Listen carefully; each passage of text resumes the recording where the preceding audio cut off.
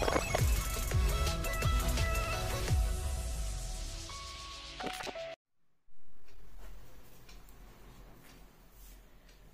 विद्यार्थी मित्रांनो, मी दीपाली कुलकर्णी देशमुख माझ्या विंग्स ऑफ फिजिक्स या चॅनल मध्ये आपलं सगळ्यांचं मनपूर्वक स्वागत करते। काल HSC बोर्ड टाइम टेबल 2025 हे डिक्लेअर झालं आणि दरवर्षी परीक्षा ही 21 फेब्रुवारीला सुरू होते। या वर्षी ती 11 फेब्रुवारीला सुरू आहे, म्हणजे जवळपास 10 दिवस परीक्षा आधी सुरू होणार आहे आणि त्यामुळे खूप मुलांना त्याचं टेन्शन आलं। तर बाळांनो, जेव्हा एखादी गोष्ट घडते तर त्याच्यातून काहीतरी चांगलं पण निष्पन्न होत असतं आणि तुम्ही असा विचार करा की स्टेट बोर्डची परीक्षा 10 दिवस अलीकडे होते आहे, म्हणजे आपल्याला सीईटी नीट जेई या परीक्षांसाठी तो 10 दिवसाचा वेळ हा जास्त मिळतो आहे, म्हणजे कुठेतरी ते कॉम्पेन्सेट होतो आहे आणि त्याच्यामध्ये तुमचा फायदाच आहे। आणि म्हणून टेन्शन न घेता आता उपलब्ध जो वेळ आहे त्याचं आपल्याला व्यवस्थित प्लॅनिंग करायचंय। तर आधी हे टाइम टेबल बघा। ह्या टाइम टेबल मध्ये तुम्हाला पेपरच्या काळात नियोजन कसं करायचं हे आधी आपण बघू आणि मग आता उपलब्ध वेळ किती आहे आणि या उपलब्ध वेळेमध्ये व्यवस्थित अभ्यासाचं नियोजन कसं करायचं हे पण मी या व्हिडिओत सांगणार आहे, जेणेकरून आता हा जो तुमचा राहिलेला प्रवास आहे 12वीचा तो अधिक सुखकर व्हावा, सुखद व्हावा आणि तुम्ही जर व्यवस्थित वेळेचं नियोजन केलं तर तुम्ही जर सिस्टमॅटिक प्लॅन केला आणि त्याप्रमाणे एक टाइम टेबल बनवून ते जर फॉलो करत राहिलात, अभ्यासात कन्सिस्टन्सी ठेवली तर यश हे तुम्हाला निश्चित मिळणार आहे। आणि म्हणून हे सगळं मार्गदर्शन करण्याकरता मी हा व्हिडिओ बनवलेला आहे। तर बघा, आता या टाइम टेबल मध्ये तुमचा 11 तारखेला इंग्लिशचा पेपर आहे, 12 तारखेला हिंदीचा पेपर आहे आणि 13 तारखेला मराठीचा पेपर आहे। मग आता त्यानंतर तुमचा डायरेक्ट 17 तारखेला फिजिक्सचा पेपर आहे। मग ज्यांना हिंदी मराठी नाही आयटी आहे त्यांना डायरेक्ट किती वेळ मिळतो बघा, तर 11 तारखेपासून 16 तारखेपर्यंत तुम्हाला फिजिक्सच्या अभ्यासाला वेळ मिळतो आहे आणि ही चांगली गोष्ट आहे। पण तुमची स्ट्रॅटेजी कशी असते बघा, परीक्षेच्या आदल्या दिवशी सगळं पाठ करायला बसायचं असं कधी होत नसतं। परीक्षेच्या आदल्या दिवशी जर तुम्ही काही पाठ करायला बसलात, काही नवीन गोष्ट शिकायला लागलात तर ती कधीच तुम्हाला परीक्षेत लिहिता येत नसते, कारण तुम्ही ती अंडर टेन्शन केलेली असते आणि न समजता पाठ केलेली गोष्ट ही परीक्षेत कधीच लिहिता येत नाही। अभ्यास कसा करायचा असतो, आधी कन्सेप्ट क्लिअर करायची असते आणि मग त्यातला शॉर्ट मध्ये अगदी छान अभ्यास करायचा असतो। स्मार्टपणे जो अभ्यास करतो तर त्याला सक्सेस मिळतं आणि म्हणून हा स्मार्ट अभ्यास ह्या उपलब्ध वेळेत कसं करायचं हे आपण बघणार आहे। आणि म्हणून या फिजिक्सच्या पेपरला बऱ्यापैकी सुट्टी आलेली आहे आणि ज्यांचा मराठी विषय आहे त्यांना 4 दिवस सुट्टी आलेली आहे। आता ह्या वर्षीच्या टाइम टेबल मध्ये बघा, अजून एक चांगली गोष्ट की 20 तारखेला तुमचा केमिस्ट्रीचा पेपर आहे, म्हणजे आजपर्यंत केमिस्ट्रीला एकच दिवस सुट्टी यायची, यावेळेस 2 दिवस सुट्टी आलेली आहे। म्हणजे ह्या 2 दिवसात तुम्ही तुमचं physical chemistry, organic chemistry, inorganic chemistry या सगळ्याचा अभ्यास 2 दिवसाच्या सुट्टीमुळे तुम्ही उत्तम प्रकारे करू शकता। तर ही पॉझिटिव्ह गोष्ट आहे तुमच्यासाठी। आता 22 तारखेला बघा, इथे 18 आणि 19 2 दिवस मिळाले, पण इथं मात्र 22ला तुमचा मॅथ्सचा पेपर आहे, मॅथ्स आणि स्टॅटिस्टिक्स, इथे एकच दिवस सुट्टी आलेली आहे।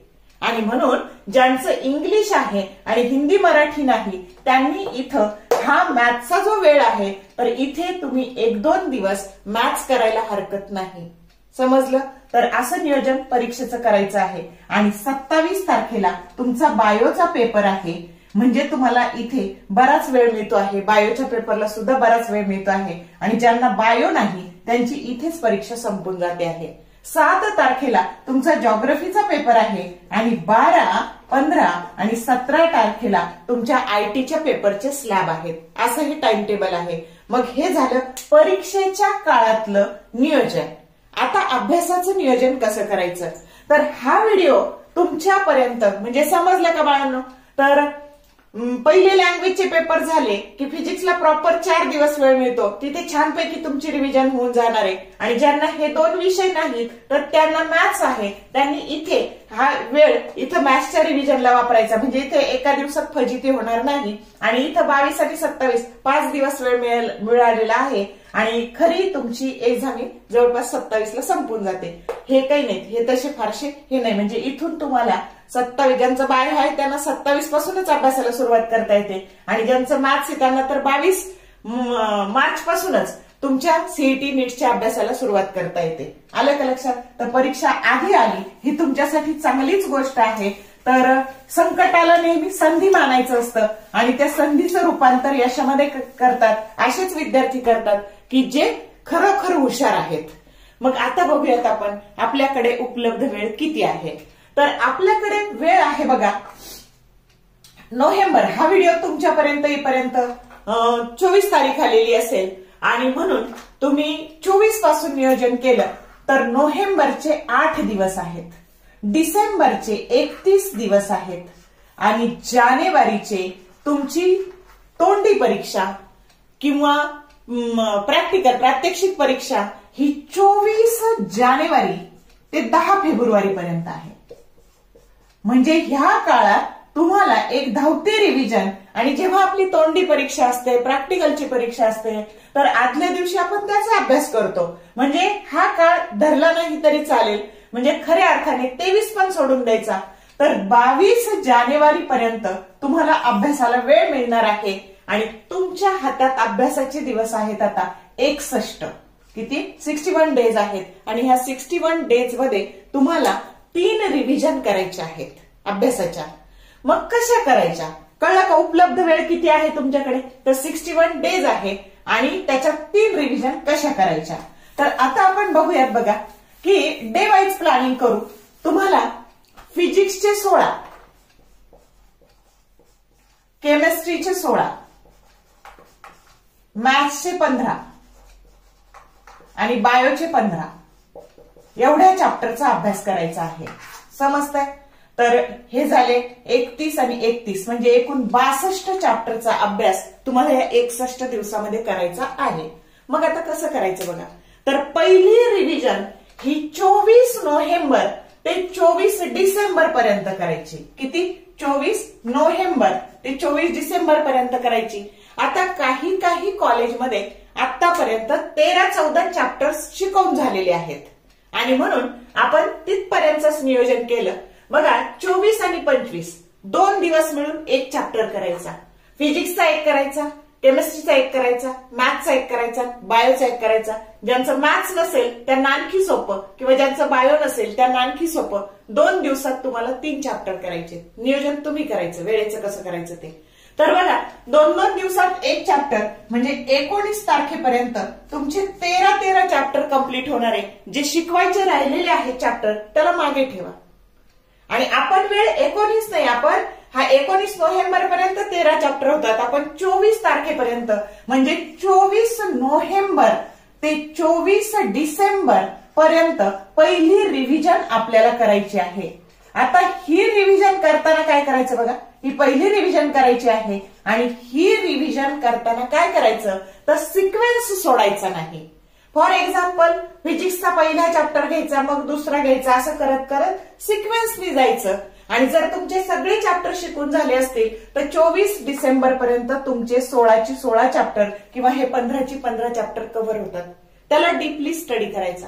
चॅप्टर आधी नीट वाचायचा, प्रत्येक चॅप्टर हा नीट वाचायचा. त्यानंतर आपल्या स्वतःच्या नोट्स तयार करायच्या. का करायच्या स्वतःच्या नोट्स तयार? तर त्याच्यामध्ये सगळे पॉइंट एकदम शॉर्ट मध्ये आले पाहिजेत, खूप डिस्क्रिप्टिव्ह नाही बाळांनो. पुस्तकात जो भरमसाठ चॅप्टर आपला दिलेला आहे तो पाहून आपल्याला टेन्शन येतं. तर आपण एक स्वतःची वही तयार करायची आणि त्याच्यात अशा सगळ्या शॉर्ट नोट्स तयार करायच्या. अगदी पॉइंट वाईज. डेरिव्हेशन असेल तर त्याच्या फक्त मॅथमॅटिकल पॉइंट्स घ्यायच्या आणि डायग्राम घ्यायची. डेरिव्हेशनचा अल्गोरिदम तयार करायचा मनाशी की ह्या स्टेप नंतर ही स्टेप, ह्या स्टेप नंतर ती स्टेप, असं त्याचा अल्गोरिदम करायचा आणि त्याच्या आकृतीची चांगली प्रॅक्टिस करायची आणि मॅथमॅटिकल स्टेप ह्या लिहून लिहून पाठ करायच्या. एक डेरिव्हेशन 10 वेळा लिहा, बघा तुमचा किती कॉन्फिडन्स इन्क्रीज होतो. आणि ह्या अभ्यासाकडे तुम्ही आनंदाने बघा. त्याला एक काहीतरी हे संकट आहे, रडरड करून अभ्यास करू नका तुम्ही. त्याच्याकडे तुम्हाला रडरड करूनही तो अभ्यास करायचा आहे आणि हॅपीली आनंदाने पण करायचा आहे, तर त्याला आनंदाने सामोरे जा. आणि मग तुम्ही असं सिस्टमॅटिक त्यानंतर एक फॉर्म्युला शीट बनवा स्वतःच. असं केमिस्ट्री असेल तर रिएक्शन, बायो असेल तर डायग्राम असं. आणि जर समजा डिफरन्स आले तर त्याचे फक्त 2च पॉइंट तुमच्या कोणते 2 लिहायचे, किंवा ते फार तर 3, एका डिफरन्सचे 3 पॉइंट. असं तुम्ही प्रत्येक चॅप्टरच्या शॉर्ट नोट्स बनवा की जे तो पूर्ण चॅप्टर 2 ते 3 पानात बसेल आणि त्याच्यानंतर 1 पानात त्याचं सगळं फॉर्म्युला शीट बनवा. असे प्रत्येक चॅप्टरचा या 2 दिवसात असा डिटेल स्टडी करून स्वतःच्या नोट्स बनवा. जे सोपे सोपे प्रॉब्लेम तुम्हाला वाटतात, सॉल्व अनसॉल्व ते करा. अवघड वाटतात त्याच्याकडे जाऊ नका. बोर्डाला फार अवघड प्रॉब्लेम पडत नाहीत, पण प्रॉब्लेमकडे दुर्लक्ष करू नका. मग या पद्धतीने चॅप्टरचा अभ्यास केला की 24 नोव्हेंबर ते 24 डिसेंबर मध्ये तुमची एक रिव्हिजन होणार आहे आणि दुसरी रिव्हिजन तुम्ही 25 डिसेंबर पासून सुरू करायची आहे आणि ती संपवायची आहे 20 जानेवारीला. कारण तुमचं 23-24 मध्ये तुम्हाला जसा जसा वेळ मिळेल तसं तसं कम्प्लिशन करताना तुम्ही जर्नल कम्प्लिशन आहे, प्रोजेक्ट आहे, प्रॅक्टिकलचा अभ्यास आहे, तोंडी परीक्षेचा अभ्यास आहे, हे सगळं मध्ये मध्ये करायचंय. आता या काळात सेकंड रिव्हिजन करताना काय करायचं बघा. आता सिक्वेन्स फॉलो करायचा नाही. आता काय करायचं तर कमी कालावधीमध्ये जो चॅप्टर जास्त मार्क्स देतो तर ते, आता फॉर एक्झाम्पल फिजिक्सचं बोलायचं झालं तर पहिला चॅप्टर घ्या मॅग्नेटिक मटेरियल. बघा बरं, रोटेशनल डायनॅमिक्सला 7 मार्क्स आहेत आणि चॅप्टर खूप मोठा आहे आणि मॅग्नेटिक मटेरियलला 5 मार्क आहे आणि छोटासा चॅप्टर आहे. त्याच्यानंतर घ्यायचा करंट इलेक्ट्रिसिटी. सेकंड रिव्हिजनला सिक्वेन्स ठरवायचा, करंट इलेक्ट्रिसिटी हा घ्यायचा. मग घ्यायचा ड्युअल नेचर. मग घ्यायचा केटीजीएन रेडिएशन. मग घ्यायचा थर्मोडायनॅमिक्स, केटीजीएन रेडिएशन. मग घ्यायचा थर्मोडायनॅमिक्स.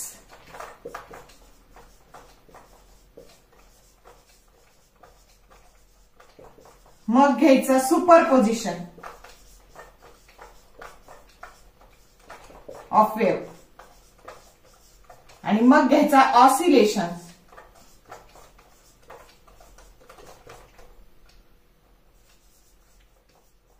आणि मग घ्यायचा सेमीकंडक्टर.